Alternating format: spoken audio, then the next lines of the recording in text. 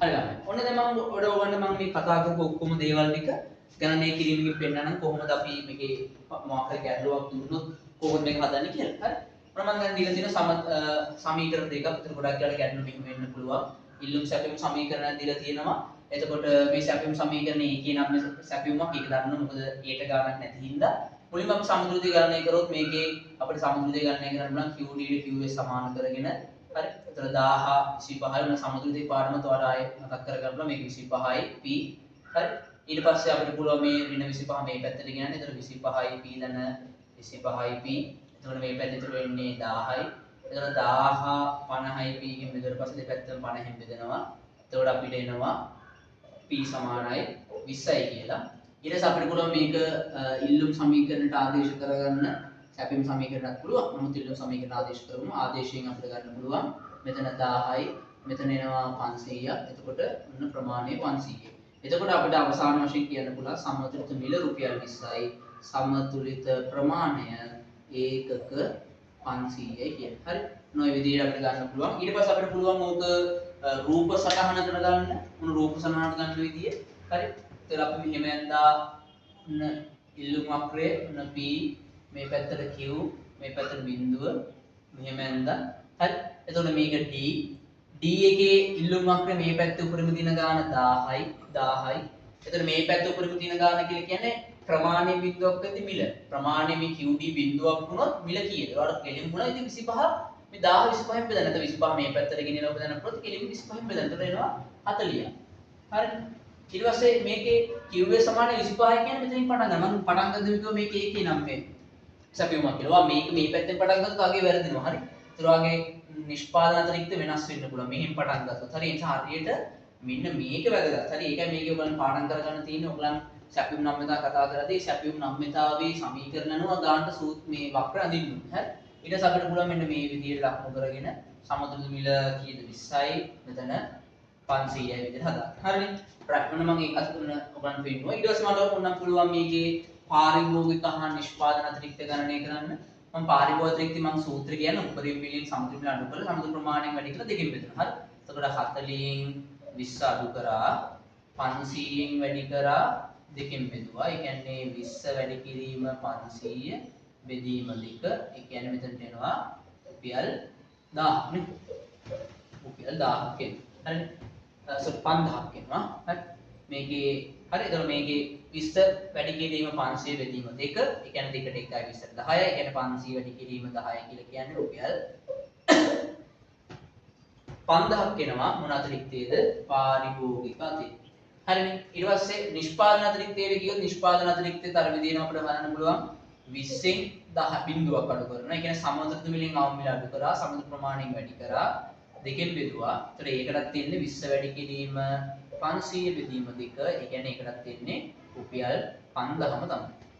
හරි අපි මේකට කියනවා නිෂ්පාදන අතිරික්තය. හරිද?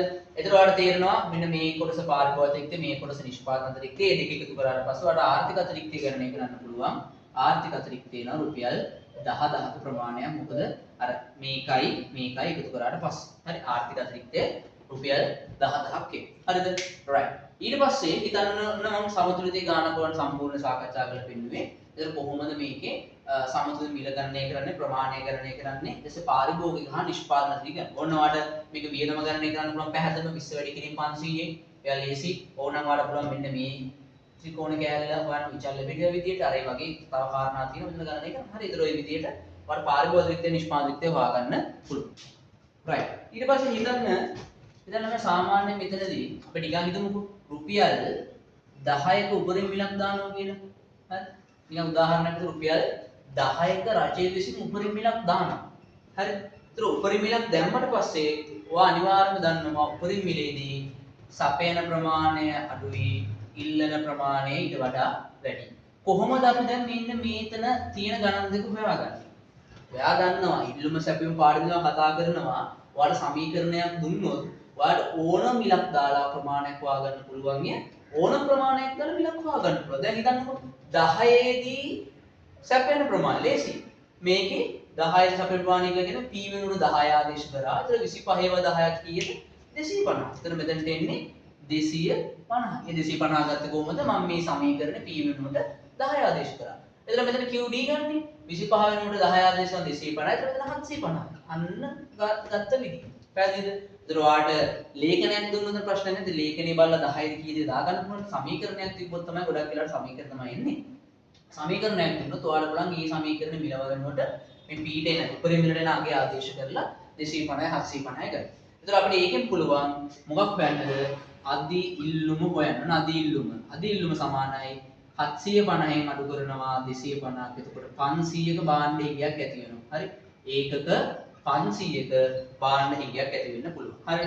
මේ පළවෙනි එක පාරිභෝගික අතිරික්තය, මේ නිෂ්පාදන අතිරික්තය, මේ ආර්ථික අතිරික්තය, මේ උපරිම මිලට පස්සේ. හරි. උපරිම මිල දැම්මට පස්සේ උපරිම මිල යටතේ අදි ඉල්ලුම උපරිම මිල අදි ඉල්ලුම.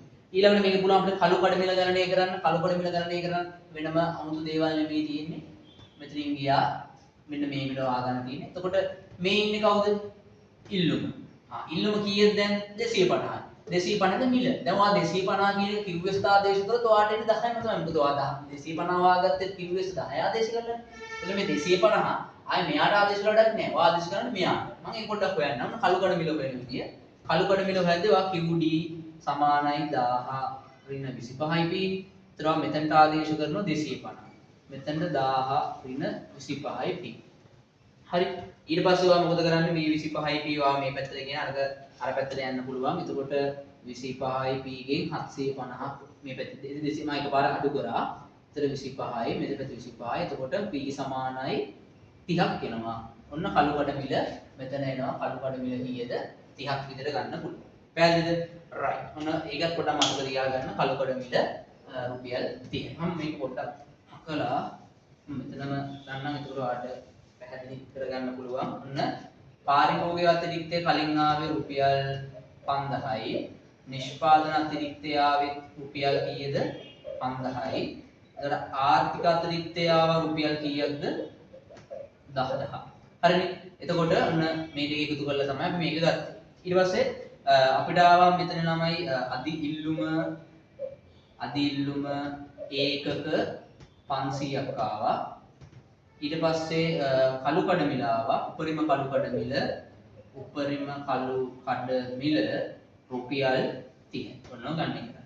දැන් ඔන්න මම ගණනය කරලා පෙන්නන්නම් ඔයාලට පාරිභෝගික නිෂ්පාදිතය ගණනය කරන විදිහ. මම කිව්වා මෙතනදී ඔන්න උපරිම ගෙවන්නේ හිටියේ 40යි. දැන් 20ක් නෙමෙයි. දැන් සමුද්‍රතිය වෙනස් වුණානේ. දැන් 10ට හම්බ වෙනවා. හැබැයි 10 40 අතර 30ක ධනාත්මක වෙනසක් තියෙනවා. හැබැයි 30 ගානේ 750කට නෙමෙයි 250කටයි වාසි හම්බ වෙන්නේ. එතකොට අපි කරන්නේ කොහොමද මේ ගණනය කරන්නේ? එතකොට මෙන්න මේ වගේ කොටසක් තමයි ඔයාලට එන්න ඕනේ පාරිභෝගික ත්‍රිපීසීම. එතකොට ත්‍රිපීසීම වර්ගඵලය හොයන්නේ භාග වැඩි කිරීම සමාන්තර පාද දෙක එකතු වෙන. එක සමාන්තර පාදයක් 10 ඉඳන් 40ට 30යි. අනිත් සමාන්තර පාද 10 ඉඳන් 30ට 20යි. හරිද? මෙන්න මේක තමයි සමාන්තර පාද දෙක. මෙතන ඉඳන් මෙතනට 30යි 10යි කියන්නේ 20යි 40යි 10යි කියන්නේ 30යි. වැඩි කරනවා 250යි. එතකොට මෙතන බැලුවොත් භාගයේ වැඩි කිරීම 50 වැඩි කිරීම 250. එතකොට මේකම 25යි. එතකොට 25 ඒවා 25ක්. හරි. එතකොට 6250. රුපියල් 6250ක් කියනවා. මොන අතිරික්තයේද? පාරිභෝගික අතිරික්තය. අන්න බලන්න. දැන් මේ කලින් පාරිභෝගික අතිරික්තය 5000යි. දැන් 6250ක් ඇවිල්ලා තියෙනවා. හරි. 6250ක් කියලා තියෙනවා. රුපියල් 1250කින් මේක වැඩි වෙලා තියෙනවා. මේක පාරිභෝගික අතිරික්තය. හරි. ඔන්න නව පාරිභෝගික අතිරික්තය. ඊට පස්සේ මම නව නිෂ්පාදන අතිරික්තය ගණනය කරොත් කොහොමද? මේ 0.10යි 250. හරි ලේසි එක. 10 250න් වැඩි කරනවා. එතකොට මෙතන 5යි. එතකොට මෙතන තරලව 1250. හරිද? ලොකු දේවල් නැහැ. එතකොට 1250යි මෙතනට එන්නේ. මොකද 250 ඒවා 5ක් 1250යි. හරිනේ? right. එතකොට ඔන්න සම්පූර්ණයෙන්ම ඒක ගාන හරි. එතකොට බලන්න කලින් 5000 දීපු නිෂ්පාදන අතිරික්තය 1250න් අඩුලා තිනවා. දැන් මේකේ ආර්ථික අතිරික්තය ගත්තොත් 6250යි 1250 ගත්තොත් 6500යි රුපියල් 7500ක ආර්ථික අතිරික්තයක් තියෙනවා. ඔයාලට පේනවා කලින් රුපියල් 10 තිබ්බ ආර්ථික අතිරික්තය දැන් රුපියල් 7500කින් අඩු වෙලා. ඒතර ඔයාලා කියන්නේ සරල බැලුවොත් මෙන්න මෙහෙම මේ කෑල්ලේ වර්ගඵලය 10000ක් ආවා කලින්. මෙන්න මේ කෑල්ලේ වර්ගඵලය දැන් ඉන්නේ කීයද? 7500. ඒතර ඔයාලට තේරෙනවා මෙන්න මේ කෑල්ලේ නම් 2500ක් එන්නේ. අපි හදලා බලමුද? right. එහෙනම් බලමු අපි මේක හදලා මෙන්න මේ කෑල්ලේ වර්ගඵලය ගන්නට එනවද කියලා. මේක තමයි අහිමි සුඛ සාධනය කියලා කියන්නේ. බලමු මේක වර්ගඵලය හදලා භාගයේ වැඩි කිරීම මෙතන 30යි 20 කියන 20යි මෙතන 250යි හරි 10යි 10 වැඩි කිරීම 250 2500 අන්න දැක්කද හරිනේ ඊට ක්‍රම දෙකකින්ම හදන්න පුළුවන් වාට එක්ක මේ ත්‍රිකෝණ වර්ගඵලය වෙනම හදන්නත් පුළුවන් නැත්නම් වාට පුළුවන් ආර්ථික අතිරික්ත දෙකේ වෙනස මොකද පෙර ආර්ථික අතිරික්තය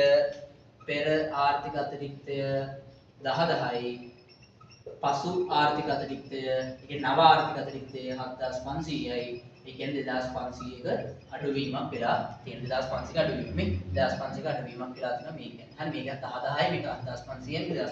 පාර වෙනම ගණනය කරලා ඒ උත්තරේ ගන්න පුළුවන්. ඔන්න ඕක තමයි සම්පූර්ණ ගණනය කිරීම තියෙන්නේ. බලන්න මේ තියෙන කලින් සෙට් එක කලින් සමතුලිත දෙවි පාරිභෝගික නිෂ්පාදන අතිරික්ත මේ තියෙන්නේ ඒක නිසා ඇතිවෙච්ච කළු කඩමිලයි අද ඉල්ලුමයි මේ තියෙන්නේ අපේ නව පාරිභෝගික අතිරික්තය මේ තියෙන අපේ නව නිෂ්පාදන අතිරික්තය මේ තියෙන අපේ නව ආර්ථික අතිරික්තය. ඒතරට පේනවා ආර්ථික අතිරික්ත දෙකේ වෙනසක් තියෙනවා. ඒ වෙනසෙන් අපිට ගන්න පුළුවන් සුභ සාධන බලපෑම මෙන්න මේ විදිහට ඔයාලට කෙලින්ම උනත් ගන්න පුළුවන් අදාළ කරන ත්‍රිකෝණේ වර්ගඵලය වල. ඔන්න මම සම්පූර්ණ ගානකුත් කතා කරලා පෙන්නනවා. ඔයාලට කොහොමද මේ ගාන හදන්නේ කියලා. මේ හදන එක ලොකු දෙයක් නෙමෙයි.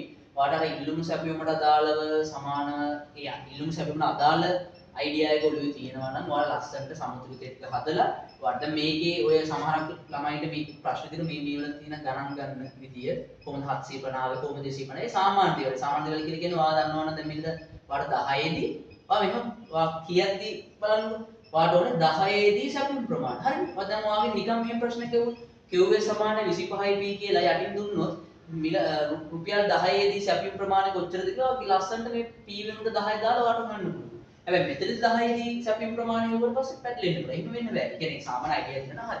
10 දී සැපයුම් ප්‍රමාණය 10 දී ඉල්ලුම් ප්‍රමාණය කියන්නේ මේ 10 කියන එක මේ දෙකට ආදේශ කරන් තියෙනවා. එතකොට 250 250. ඊට පස්සේ මෙතන 30 හොයාගත්තේ ඔයා 250 QS ට ආදේශ වලට නැත්නම් 10යිමයි එන්නේ. QD ට ආදේශ කරනවා. එතකොට එන 30. හරිද? රයිට්. ඔය විදිහට ඔයාලට ගන්න පුළුවන්. එතකොට කලින් පාරිභෝගික ලොකු ත්‍රිකෝණ කෑල්ලක් පස්සේ පාරිභෝගික තියාවේ ත්‍රිපීසීමක්. ත්‍රිපීස වර්ගඵලය ගත්ත සමාන්තර පාදයක එකතු ලම්බුසෙන් වැඩි කරලා 6250. ඔයාලට පේනවා 5000 ඉඳන් 6250ට පාරිභෝගිකත්වය වැඩි වුණා. නිෂ්පාදන ත්‍රික්තිය අඩු වෙලා තියෙනවා 5000 ඉඳන් 1250ට.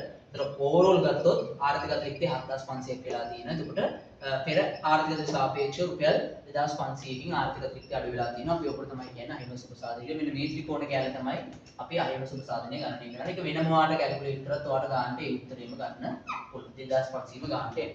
පැහැදිලිනේ රයිට් ඔන්න ඔය ටික තමයි තියෙන්නේ ඒතර ඕන උපරිම මිල සම්බන්ධයෙන් මම ඔන්න සම්පූර්ණ කොටසම සාකච්ඡා කරා ගණනක් එක්ක ඒතර මේවා සාමාන්‍ය බලා ගන්න පුළුවන් වට අවම මිලෙදිත් මේ වගේම තමයි හරිද